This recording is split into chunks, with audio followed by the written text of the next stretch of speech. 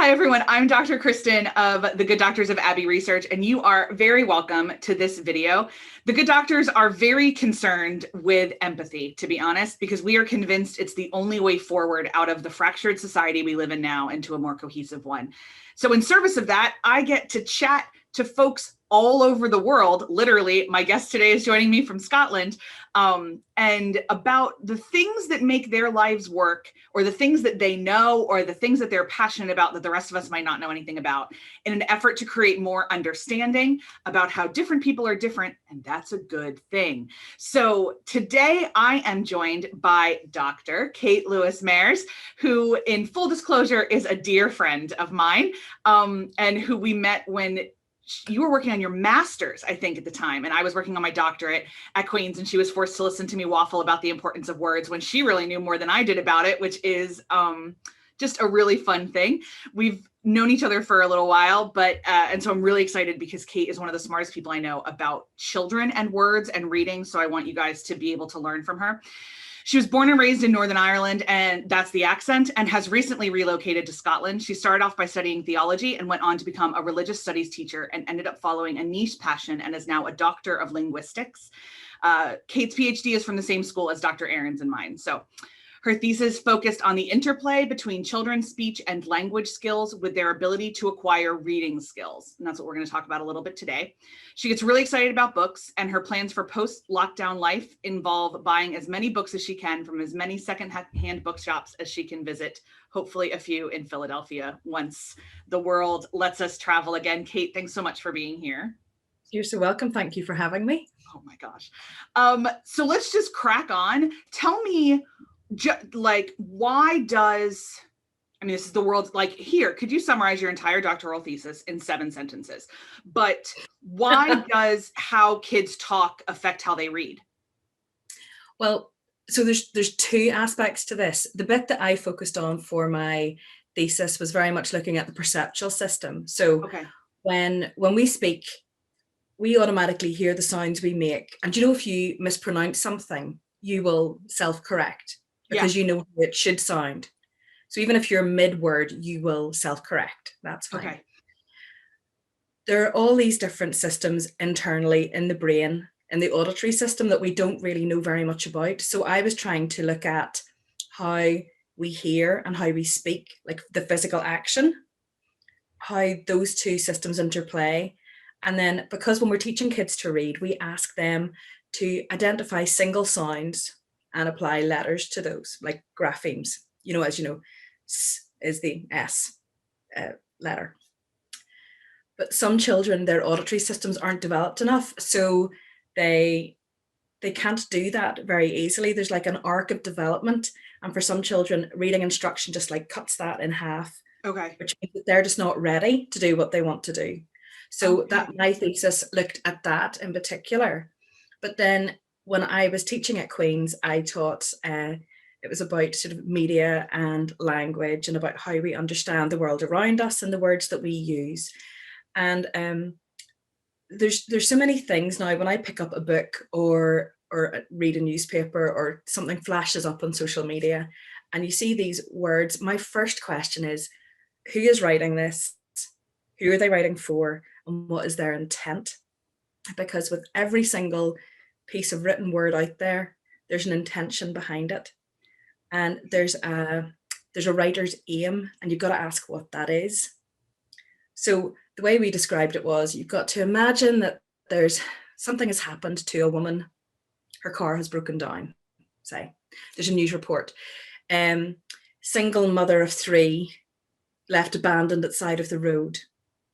Well, you're feeling sympathetic, aren't you? Careless mum, abandons kids at side of road. It's a bit of a different vibe. Yeah. Yeah. And it's all things like, when you're reading a headline, who is the actor? Who's doing the actual thing in the headline? Are they even there? Who's the victim? For example, immigrants taking our jobs. The likelihood is they aren't, but the headline implies that they are the actors. We are the poor victims. Right. Those jobs, they are ours. It's all to do with the way we use language. It absolutely shapes the world we live in. So I have multiple conversations with my poor children when they start talking about things and, oh, well, I read this, isn't that terrible? You have to say, whoa, wait. Newspapers want to sell newspapers. So they write these dramatic headlines. They write these stories where keywords are emboldened, or there's a tone when you're writing. And it isn't to neutralize something. It's usually you've probably seen it yourself with any kind of media to do with presidency. I don't even want to go there, because watching from afar, it was tough. There was a lot of emotions. There was a lot of emotions, and there still are. So yeah, there's a lot of, it's fascinating the different ways that people are reporting on the vaccine right now, for instance. Yeah. And it's because, like, I know not everybody wants to talk about COVID, because, people do come down on the, is it safe, or the vaccine safe, are masks required, whatever. But it's, whenever you get your media, and I think to a degree, media should be held to account for how they report on situations, because at the start of lockdown in Northern Ireland, and I think it was the same throughout the UK, we had massive shortages in our shops because the media had whipped everybody into a frenzy. Everybody had stockpiled. There was no toilet paper. There was no pasta. The shops were bare. But the supermarkets were saying, if you just kept calm, it will all be okay. So who was feeding this frenzy of madness, I guess? What was the media? And you see it in so many aspects. And it's not just in the media, it's even school textbooks. I know that being an RE teacher, way back in the day, all of the textbooks had to be written so that children of every religion and none could come to an understanding of those around them. Mm-hmm. But it meant you had to be very careful about your use of language. I mean, is that something that resonates with you? Is that something that you have? Oh my gosh, yeah. I mean, it's fascinating. I love talking about words, as you know, because they were my first friends in so many ways. Like, words and how they created fantasy conversations in my brain were always my first friends. But in terms of religion, for sure, like, I even now in my work with the Baptist Joint Committee on Religious Liberty, that phrase religious liberty has a really strong historical basis in the Baptist faith. It's actually one of the distinctions of being a Baptist in the United States, is that you believe in the separation of church and state. And that's what religious liberty means, is that everybody has the right to believe what they believe, to not be forced by the government to do anything. We will never have a baptismal requirement for citizenship, all of those kind of things that were very, very sacrosanct and still are. However, religious liberty has now been hijacked by a lot of people, that phrase, to mean persecution against Christians. That we have to be careful, that religious liberty is at threat because we're no longer a Christian nation. And those are the same words. But when you look at even the context around them and how people are framing those words and how people are talking about them, it's completely different. And as I've moved through my personal faith journey, even the words that I use to talk about other people have shifted as I've understood how the words I was using sounded to other people. I mean, we joke about Christianese too. Like, what the hell does washed in the blood of the Lamb mean to anybody who didn't grow up in our world, except that it sounds like you're reenacting Carrie at the prom? Like, it's, we throw around words all the time, and we assume that because we live in our heads, other people do too. And that's just not the case. But I don't ever think about it in terms of kids. And so, like, my knee jerk when you say you talk to your kids is, oh my God, aren't they a little bit young for that? And I know that's not true, but since I have no experience in this, I knee jerk immediately to, like, oh, well, like, what developmental stage are they in? Which is not even my area of expertise. So when should we start being intentional with kids about words? I'm going to guess you're going to tell me as soon as they start talking. Yeah. So for me, it's kind of, it's this sort of two-pronged thing. So books are, like, probably, don't tell my husband, but my first love. I mean, it's totally fair. John knows they're mine. So, and John and Tim are just carbon copies in a couple ways. So I'm sure Tim knows. I'm really fond of them, but I do love books. Yeah. So when both of my boys were babies, and you're doing the night feeds and whatever, I would always have a book and I would actually read to them from birth. So my kids got Wind in the Willows, The Secret Garden, with horrific Yorkshire accents. I'm just so glad there was nobody around to listen to it. The Hobbit. They got all of these things, and both of them developed a love for books. And obviously, when you're reading books from a time, that isn't right now, where we're exploring, sort of the intentionality of words and how we create the worlds we live in, and how we embrace other people, including all of the otherness that that they will be for us. Obviously you don't sort of say to a 6-month-old, actually, I know they've said in this book, whatever. You don't do that. But children start to notice differences in each other really early on. Okay. If that is what their families do. So you talked about using religionese or Christianese, these terms and phrases that you're so used to throwing out there because everybody in your own circle understands them. But for a newcomer coming in, it means nothing. So we moved from Northern Ireland to Scotland last year, just in between lockdowns. It was very finely tuned. quite a mad thing to do in some ways, but it's been brilliant.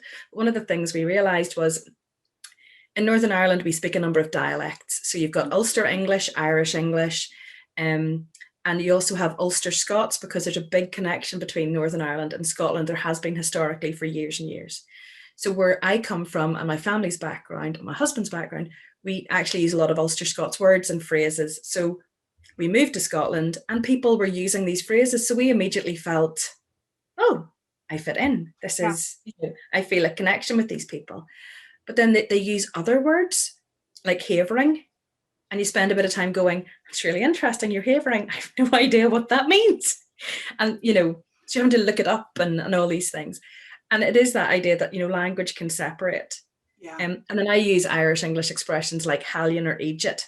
Yeah. And people are just like, what did you just call your children? It's like, okay. Yeah, I mean, I tell the story all the time. When I would first move to Northern Ireland, I was like, oh yeah, it's an English-speaking country, it'll be totally fine. And the first day I was there, somebody said, do you want to dander to the hole in the wall to get notes out? And I was like, I don't know what any of those were. None of those words. No, dander comes out of your hair. A hole in the wall is a dive bar, and notes are what you sing. Like how do these things going on? Yeah. And I think, we're so used to, so much of American culture seems to be accessible to us because we watch it all, because mainstream media has it there. But, when you're moving between smaller cultures, it's totally bizarre. Yeah. And it's that thing of, we have, I think coming from Northern Ireland, you're very used to having an us and them. That's a great point. Yeah. So I'm absolutely not going to get into the history of the Troubles, but Northern Ireland marked being 100 years old just a couple of days ago. And so it's we're filming this in May, everybody. This will air later in the year, but we're filming this in the beginning of May. And if you want to hear more about the centenary of Northern Ireland, you can find Erin's and my Good Doctors Diagnosed from May 3rd, where we cover some of what Kate is referring to right now. Sorry, go ahead. Oh, no, absolutely. So, so within Northern Ireland, depending on where you lived, you would not meet different people. I grew up in a Protestant home, but we weren't sort of, I don't want to say we were exclusive, if you know what I mean, and that we didn't exclude people. My grandparents, my parents were very welcoming. But when you're a child and you live in a community in which there are no other different people, there's no way to surmount that difference or to even engage with it or accept it. And so one of the stories that I went to an all-girls school, it was fantastic, and mainly a Protestant school, but it wasn't on religious grounds, it wasn't a religious thing. And one day somebody said, oh, we were at church yesterday and church is an hour long, and then we had communion after church, and I was so hungry. They would stop talking. And one of our classmates said, oh, try going to mass every week. And our whole table went, huh, okay, you win. Fair enough. We didn't shun her. It had just never come up. That religious difference, that political difference, I guess, in Northern Ireland as well, it comes down to. And I think, when you think about how to include people, you need to start using terms of engagement that everybody can share. Because if you insist on holding on to terms that, you know, you use to describe other people that actually those people don't use about themselves, then what are you doing? That's, you know, who's in a position of power? People in positions of power are the ones who routinely use those terms and those phrases to describe people who are going, that's not how to describe me. And you have to ask, well, why are you not changing? We change all the time. So I did a really interesting, I taught in a really interesting module about language change, sort of the change of the English language. And people say things like, oh, you can't change it. It's very special, the English language. It's, you know, very particular. It has to stay the way it stayed. You know, God's English has to, you know, or the Queen's English, whatever. Which is why we still use thee, thou, and thine all the time. Yeah, exactly. But when you realize that English is a complete mishmash of different words up until about the early 18th century, when printing presses came around, I'm not sure of the dates, so if I'm wrong, please don't complain. Well, they were more commercially available then at that point. Gutenberg was earlier, but printing presses became more like the dime store novels were easier to get a hold of in the late 1800s. Well, it was dictionaries. It was dictionaries in England, and somebody went, and this is how you spell the word enough. ENOUGH. Even though it doesn't, you know, it doesn't make any sense. Yeah, this is my favorite thing about Daniel Webster, by the way. So the reason that America doesn't use a letter U in color is because Daniel Webster thought it was stupid. And so when he wrote the first American dictionary, he respelled aluminium. The words are different. He took U's out of favorite and color, and that's why we're different. Because Daniel Webster was like, that's weird. And he was trying to be very American and not English. Yeah. So the thing is that up until that point, spellings had changed and had varied over the different years. You know, you can see this if you go back to Middle English and Old English, and you see the progression through. And then in the 18th century, spellings became formalized. And, you know, and language and terms they were written down, and they might as well have been etched in stone. Do you know, that is how we have continued on with them. But I sort of think now we need to get past a point where we are using terms, phrases that are outdated. You know, when my kids say things in school, I'm really quick to challenge them. And I think it's because as an RE teacher, I was trying to help, you know, 11-year-olds understand that, yes, you might not go to church, but some people do, and they hold it really, like, it's really precious to them. Other people, you know, they may be Sikhs, and they, you know, their faith and all the parts of their faith that are the, you know, the outward appearance of their faith, massively important, but just as important is the community aspect, you know, and trying to help them to understand and actually get that connection with their own lives. You know, and that's where I know in the States, you don't typically have religious education. We do not. We teach it. If we teach it at all, we teach it within history. So, yeah. So, and, you know, my eldest son came home at the end of his first year of big school and said, I really hate RE, and didn't get he will admit himself, didn't do particularly well effort wise. And I had to remind him that I had been an RE teacher, and could he ever, you know, make an effort just a little bit.